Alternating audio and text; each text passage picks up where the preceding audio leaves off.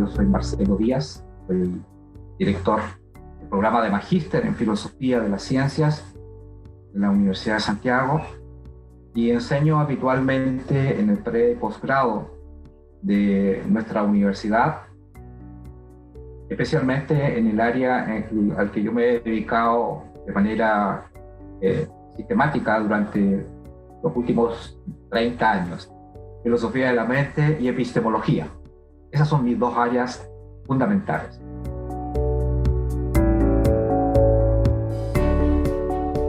Usted me hacía una pregunta sumamente interesante. ¿Qué fue lo que me motivó a mí a escribir sobre el tema de la conciencia? He recordado que seguramente a un nivel inconsciente, cuando me puse a escribir sobre esto, tenía en la mente el título de un libro famoso de la primera mitad del siglo XX que se llamó El puesto del hombre en el cosmos, de Max Scheler. Un libro que fue en su época un bestseller de ventas, ¿no? Y es muy famoso.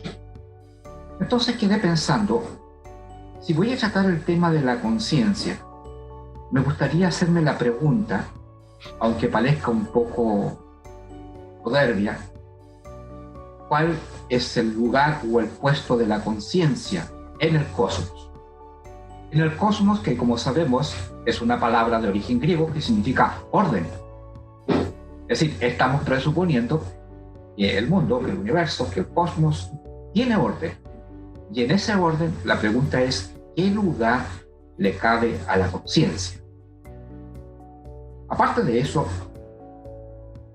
no estaba contento, y eso creo que siempre es un estímulo para cualquier persona que quiere escribir y reflexionar sobre algo, no estaba completamente satisfecho con la respuesta que yo había encontrado en diversos textos. Algunos me impresionaban, que eran profundos sobre el tema de la conciencia, pero que eran profundos en tanto en cuanto entregaban una información empírica sofisticada de la investigación del cerebro, es decir, de todas las bases bioquímicas cerebrales que tiene, digamos, el fenómeno de la conciencia. Y por el otro lado, estaban algunos libros de filosofía, algunos con nombres poco modestos, como por ejemplo La conciencia explicada. Es decir, como si ya eso fuera algo que se había terminado y ya no tenía sentido hacerse la pregunta. Y la verdad es que sigue siendo una pregunta acuciante, que es la conciencia. ¿Por qué estudiarla? Porque vemos cada vez que leemos ese tipo de libros científicos y por supuesto también los libros filosóficos, que especialmente en el primer caso no se responde a la principal pregunta. ¿Qué es la conciencia? Cuando nosotros la entendemos en un sentido de conciencia como subjetividad. Es decir, el cómo es tener una experiencia, no acerca de qué es o qué es lo que provocó o generó esa experiencia, sino el cómo es tenerla, la vivencia, el aspecto subjetivo de estar vivenciando algo.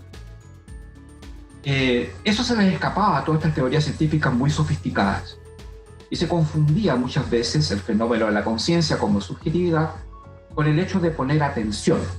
Me explico. Cuando nosotros ponemos atención a algo, por ejemplo, a un problema matemático que estamos resolviendo, hoy en día existen teorías científicas neurobiológicas muy sofisticadas, muy precisas, bastante testeadas, o sea, serias, que explican de manera pormenorizada qué sucede en el cerebro de un individuo cuando está pensando en un problema matemático. Es decir, se está hablando de la conciencia allí como algo, como es el poner atención a algo. Pero ese no es el problema más interesante. El problema más interesante es la subjetividad, la conciencia como subjetividad. Y por el otro lado, los filósofos haciendo algunos análisis, también por supuesto muy sofisticados, del fenómeno de la conciencia, también yo encontraba que esos análisis a veces a uno lo dejan con esa sensación de que quedó gusto a poco. de que no responden a esta pregunta que yo hice inicialmente. ¿Cuál es el lugar o el puesto de la conciencia en el cosmos? Yo diría que de esas dos motivaciones, más la experiencia académica que tengo, que es larga, enseñando estos temas, me decidí a escribir sobre este tema que es tan interesante como lo es la conciencia.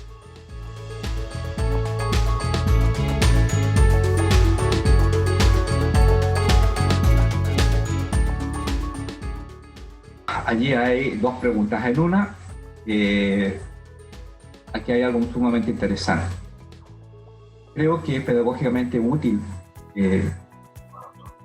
explicarles a la gente que me va a ver, que me va a escuchar, que es un buen ejercicio hacerse la pregunta de cuál es la diferencia entre las preguntas que son de sentido común, las preguntas que son de carácter científico y las preguntas que son de carácter filosófico. Y para mostrar las diferencias y por lo tanto para poder detectar cuál es la característica peculiar que tiene la pregunta que es filosófica si se la compara con los otros dos tipos de preguntas, sentido común y científico. Por ejemplo, voy a dar un ejemplo así un poquito muy sencillo, muy práctico. Si uno pregunta ¿qué hora es? ¿Qué hora es? Lo que nosotros hacemos inmediatamente es mirar la manecilla del reloj, ¿no? Y contestar sobre la base entonces de lo que estamos observando. Los filósofos llamaríamos a eso de empiria, de experiencia, basada en la observación, en los sentidos, en los órganos sensoriales. ¿Fija? Si hiciéramos la pregunta, ¿cuál es la distribución de las etnias, la distribución geográfica de las etnias en los Estados Unidos? Allí estaríamos haciendo una pregunta que también se tiene que responder basándose o apoyándose en la observación, en el registro empírico de ciertos datos, ¿no? De ciertos datos que el etnógrafo nos maneja. Entonces podemos dar cuenta que la respuesta que dé un etnógrafo a ese tipo de preguntas están determinadas por ciertos conocimientos teóricos muy sofisticados que él posee y que de alguna manera determinan las observaciones que él va a realizar. Por ejemplo, cuáles son las muestras que él va a seleccionar. Entonces podemos decir que a diferencia de una pregunta de sentido común, la pregunta que proviene de la ciencia, digamos, social o natural, también emplea la experiencia, pero en este caso es una experiencia sofisticada, una experiencia que está determinada o guiada por una teoría. Una pregunta ahora de una ciencia formal sería, por ejemplo, una pregunta acerca de la raíz cúbica de un número o de una cantidad cualquiera. Para poder responder a esa pregunta, para poder responderla, nosotros no tenemos que realizar observaciones, sino que tenemos que hacer cálculos. Tenemos que manejarnos con recursos, digamos, matemáticos. Y allí estamos frente entonces a una pregunta que para poder responderla no necesitamos realizar experiencias, sino que hacer ciertos cálculos, algunos procesos de tipo deductivo. Y enseguida tenemos la pregunta del sentido común y tenemos dos preguntas que provienen de las ciencias, pero uno de la ciencia empírica y otro de la ciencia formal, del matemático. Pero de repente surge la pregunta filosófica. Surge la pregunta filosófica, esa que nosotros nos deja realmente pasmados, quedamos perplejos porque nos damos cuenta que no se trata de dar información empírica, de hacer descubrimientos, ¿no?, guiados por teorías, descubrimientos empíricos. Por ejemplo, si preguntamos qué es la verdad, qué es la verdad, qué es el espíritu, qué es la materia, qué es la libertad. ¿Se fija? Todos estos son conceptos que tienen una amplia generalidad, que es muy propio de los conceptos filosóficos. Entonces inmediatamente nos damos cuenta que la pregunta no la vamos a responder como lo hemos hecho con las preguntas anteriores. La vamos a intentar responder analizando el concepto, porque es una pregunta acerca de concepto, pero no cualquier concepto. No es el concepto de silla, no es el concepto de mesa, es el concepto de, por ejemplo, de cosa. Pregunta o de ser. Y por ejemplo, algunos filósofos nos dicen, si nos guiamos por Aristóteles, la verdad es la adecuación entre lo que pensamos y decimos y las cosas. Y decimos que es falso cuando esa adecuación no se da. Es decir, cuando lo que pensamos o decimos no se ajusta a los hechos. Y diríamos en ese caso, entonces, la teoría de la verdad, en este caso se conoce como la teoría de la correspondencia o de la adecuación entre el intelecto y las cosas, y la realidad. Pero inmediatamente puede surgir otra persona, puede decir, oye, esa respuesta me satisface, pero yo tengo un contraejemplo, donde parece que esa definición de lo que te están dando de la verdad no corresponde. Es decir, no es adecuada. Yo buscaría otra definición. ¿En qué caso? Cuando uno habla, por ejemplo, del pasado, cuando uno habla de un hecho histórico, de algo, digamos, que aconteció anteriormente. ¿Cómo vamos nosotros a decir que algo es verdadero o es falso cuando nos referimos al pasado, si no podemos nosotros realizar el procedimiento de examinar si se ajusta o no se ajusta a la realidad? Porque esa realidad ya quedó en el pasado. Entonces ahí nos damos cuenta que parece ser que en algunos casos lo que vamos a entender por verdad tiene que ver con otra cosa. La verdad tiene que ver con la coherencia, ya no la adecuación, la coherencia que existe entre diversos testimonios, por ejemplo, documentos, archivos. Los historiadores hacen eso justamente. En parte los historiadores hacen eso.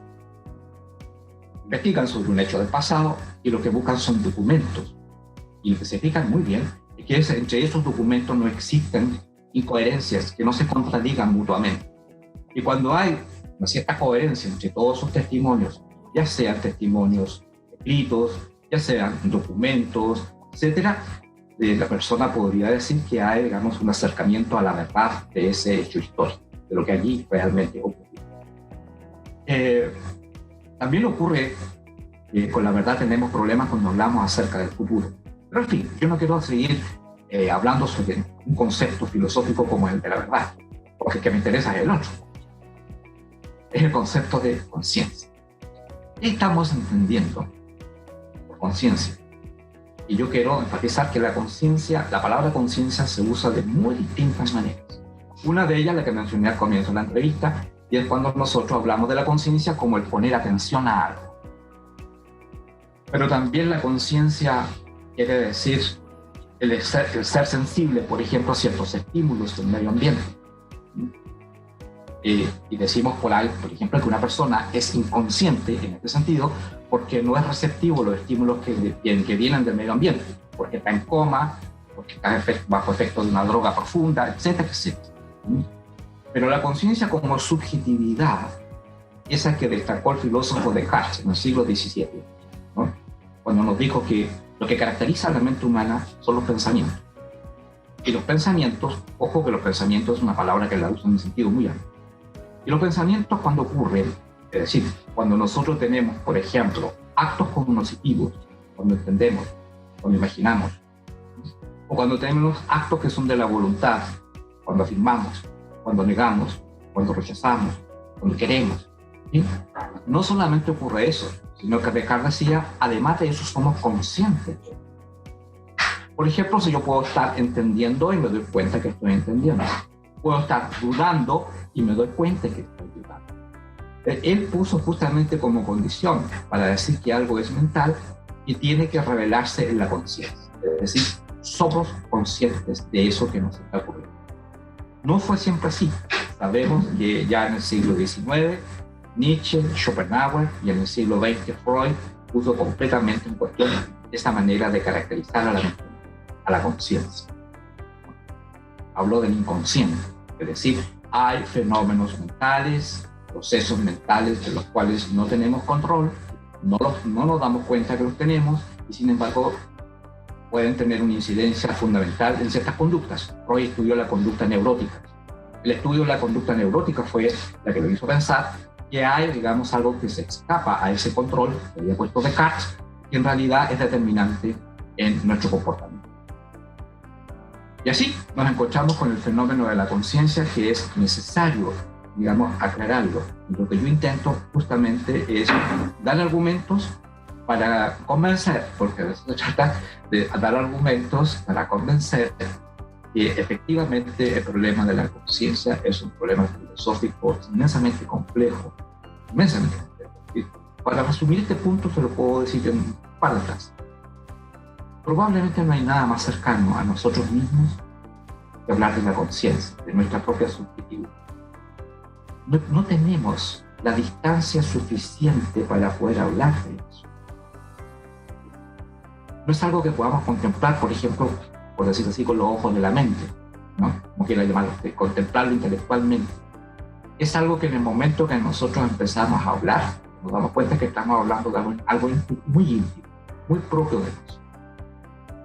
Entonces tenemos allí un grave problema, porque quizás, y esta es mi postura por este asunto, quizás ni siquiera tenemos los conceptos adecuados para poder problematizar con la esperanza de poder dar una respuesta. Esto que yo le acabo de decir, los neurobiólogos, que son los científicos cognitivos más importantes en este momento, ¿no? Los que más nos impresionan por la cantidad de descubrimientos que están haciendo al investigar el cerebro, se dan cuenta que hay un problema tan serio con explicar la conciencia desde el punto de vista científico y neurobiológico que nos llaman el problema duro de las neurociencias. Y se lo pasan a los filósofos. Porque le dicen a los filósofos, ¿sabes? Aquí no es un problema solo de investigación empírica, sino que aquí hay un problema de tipo conceptual. No tenemos todavía la claridad sobre lo que queremos investigar. Y nos pasan la pelota a nosotros. Y nosotros a veces nos hacemos cargo y otras veces hay gente que se quita y se los devuelve a los científicos. En eso estamos. Esa es mi respuesta.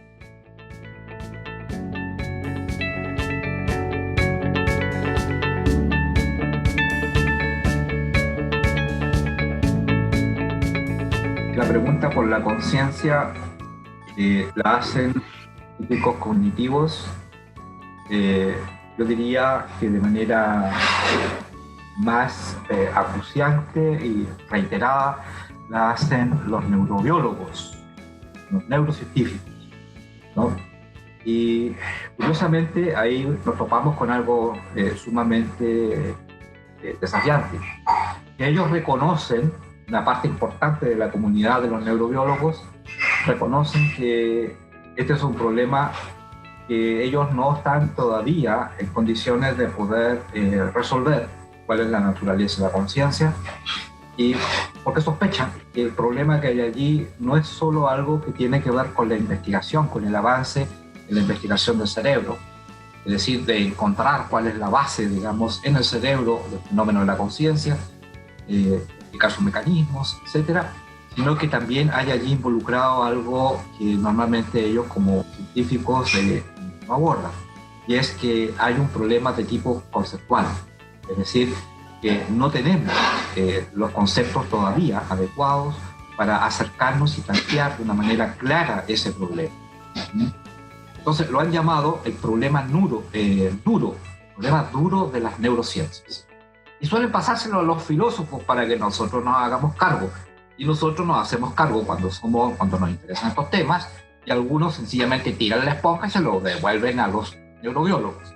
Lo que está claro, y esto es también un fenómeno muy propio, diría, de los últimos 40 años, nos encontramos entonces con un problema que no es exclusivamente un problema de los científicos, ni tampoco exclusivamente de los filósofos, sino que si está más bien en el punto de intersección de estos dos conjuntos, son la investigación científica y por el otro lado la investigación filosófica. Tenemos ahí un tema en común. Y resulta que este filósofo que fue Wittgenstein, que fue inmensamente famoso ya en vida y lo sigue siendo todavía, algunas personas, entre ellos el que habla, nos hemos dado cuenta que las discusiones que él planteó en sus clases y en sus escritos, que normalmente son planteados en sus escritos como si estuviese casi dialogando, ¿no?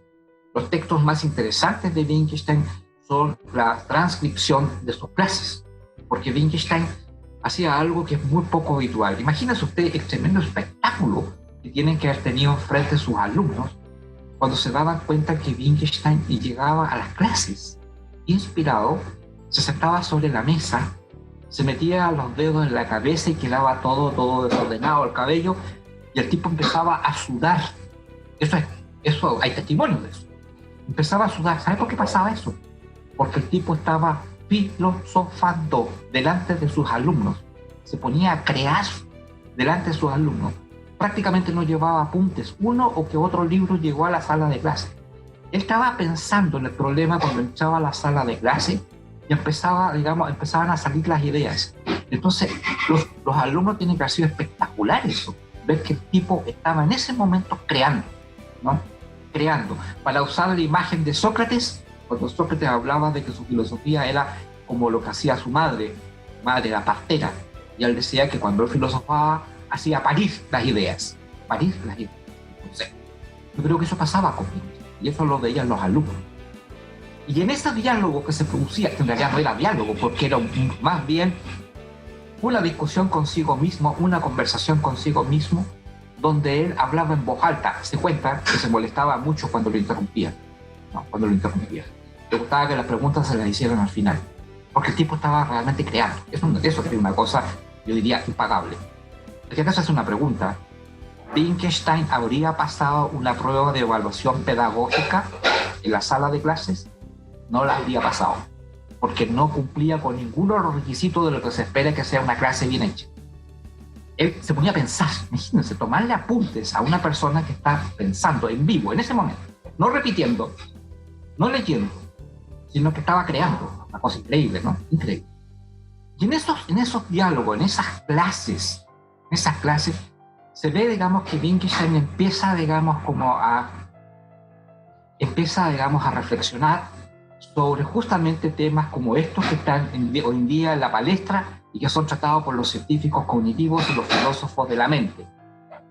Pero él está haciendo un aporte fundamental. Lo que él hace es una cosa, yo diría, sumamente bonita, ¿no? ¿Por qué no decir bonita? Él lo que hace es que en lugar de hacerse la pregunta, ¿qué es la experiencia del dolor? ¿Qué es la conciencia? ¿Qué es el imaginar? ¿Qué son los pensamientos? Él no se hace las preguntas de esa manera. Porque esas son preguntas que se pueden, piensa él, se pueden llevar al plano del lenguaje, y por lo tanto nosotros nos hacemos las preguntas sobre cómo se usan o cómo funcionan las oraciones donde aparece dolor, conciencia, imaginar, pensamiento. Es decir, se hace la pregunta de cómo se usan esas palabras en las oraciones que nosotros construimos. Entonces uno puede preguntarse, ¿y cuál es la ventaja de tratar el asunto en estos términos, de llevar la discusión a una discusión sobre el lenguaje? La ventaja es la siguiente: ganamos en objetividad. ¿Por qué? Porque cuando nosotros nos preguntamos qué son los pensamientos, hay allí indudablemente un gran problema, porque eso tiene un aspecto subjetivo, que es el dolor, por ejemplo, el dolor de muelas. Tiene un aspecto estrictamente subjetivo, pero cuando nosotros eso lo transformamos en el lenguaje, nos estamos preguntando sobre cómo funcionan las palabras. Y la función de las palabras y las reglas que rigen esa función son algo público, porque el lenguaje es algo público, es algo intersubjetivo. Entonces el gran desafío de Wittgenstein es cómo hablar de algo que es intrínsecamente subjetivo, como es la experiencia del dolor, por dar un ejemplo. Hablar de algo que es intrínsecamente subjetivo de una manera que sea objetiva. De una manera que sea objetiva. Entonces lo que él dice es, las reglas que a nosotros nos permiten distinguir si estamos usando correcta o incorrectamente el lenguaje cuando hablamos acerca de la conciencia, acerca de nuestra experiencia, esas reglas están consensuadas, son reglas públicas. Me explico. Él pensaba en los juegos, por eso que él habla de los juegos del lenguaje. Hablar de la experiencia, del dolor, hablar de la conciencia, hablar del imaginar, es un juego de lenguaje, así lo llamaba. Fíjense ustedes que la característica fundamental de un juego es que tiene reglas. Si una persona dice, yo sé jugar ajedrez, y nosotros nos fijamos y que empieza a hacer unos movimientos que está prohibido por las reglas del ajedrez, podemos decirle, mira, tú no sabes jugar ajedrez. No, que yo soy genial. No, momento, tú no sabes jugar ajedrez. No siguen las reglas. Si un niñito está jugando, digamos, el juego más básico de todo, un niñito o una niñita, como era en mi época cuando yo era pequeño, la niñita se paraba frente a una pared y con una pelota empezaba a tirarla contra la pared. Se llamaba el tepe-tepe. Tiraba. La regla ahí básica es una sola. que la pelota no se le debe caer al suelo. Si se le cae al suelo, pierde. Si no se le cae, gana. Y se trataba de ver qué niñita se mantenía más tiempo golpeando la pelota contra la pared sin que se le cayera al suelo. Ahí hay un juego de lenguaje, hay un juego que tiene una regla. Y Wittgenstein dice también, cuando nosotros hablamos de nuestras experiencias, de nuestras sensaciones, de nuestro estado de conciencia, y cuando hablamos de las sensaciones y de los estados de conciencia de los demás, por ejemplo, cuando decimos, esta persona que está a mi lado, Juanito, digamos, tiene dolor de muelas, o Juanito se está imaginando algo, etc. Pues bien, en los dos casos hay reglas, y las reglas son públicas. Son las reglas las que me permiten determinar si uno usa correcta o incorrectamente el lenguaje. Y aquí les voy a plantear una cosa que parece un juego. Fíjense bien. Fíjense bien. Si yo dijera, en este preciso momento, tengo dolor de muelas. Fíjense el ejemplo, tengo dolor de muelas. Y si usted me preguntara, profesor, ¿estás seguro que tiene dolor de muelas? Wittgenstein diría, o Daniela le está haciendo, digamos, a usted una broma, o Daniela no sabe usar el lenguaje. Porque cuando usted dice tengo dolor de muelas y habla en primera persona, singular, mi dolor de muelas, estoy hablando de mi dolor de muelas, usted no está informando de nada. No está informando de nada. No está designando nada. Lo que está usted haciendo es expresar de una manera sofisticada, socializada, lo que originalmente se expresó mediante un quejido. ¡Ay! Me duele la muela. Los padres a uno le preguntan, ¿duele? Y le tocan la cara a uno. Y uno con el tiempo empieza a reemplazar la expresión original, que era el grito o el quejido, la empieza a acompañar con las palabras, me duele, me duele. Y en ciertos contextos uno ni siquiera se queja ni grita, simplemente uno dice, me duele. Estoy en un concierto, no me empiezo a quejar, por mucho que me duele la muela. Me reprimo y digo, me voy porque me duele la muela. ¿Fíjate? Estoy expresando. Entonces, fíjense, es una expresión, no una designación. En cambio, cuando yo hablo del dolor de muelas de otra persona, y yo digo ahora, Daniela tiene dolor de muelas, si alguien me preguntara, ¿cómo sabes tú que ella tiene dolor de muelas? Entonces yo puedo decir, porque estoy observando su conducta de dolor de muelas. Se toca la boca, por ejemplo. Tiene el rictus típico cuando alguien tiene un dolor. Es decir, cuando uno habla del dolor de muelas de otro, uno está describiendo algo, pero cuando uno habla del dolor propio, uno no describe nada, expresa.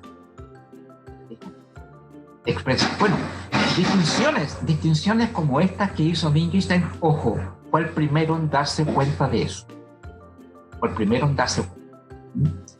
Estas cosas, estos análisis de cuando nosotros hablamos en primera persona o en tercera persona de nuestros estados mentales, fueron uno de los grandes aportes de Wittgenstein, porque permitieron, digamos, desmalezar, limpiar lo que no estaba limpio, evitar las confusiones.